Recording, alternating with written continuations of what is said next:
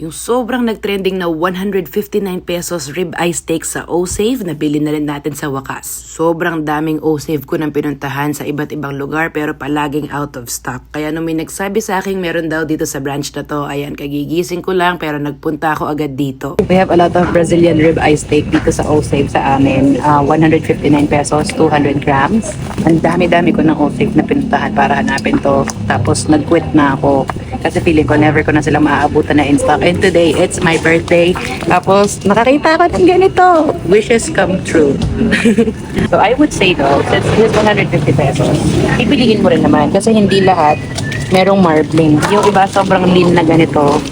Usually, mga sobrang lean, hindi ganun ka-tender. So, this is what we're buying.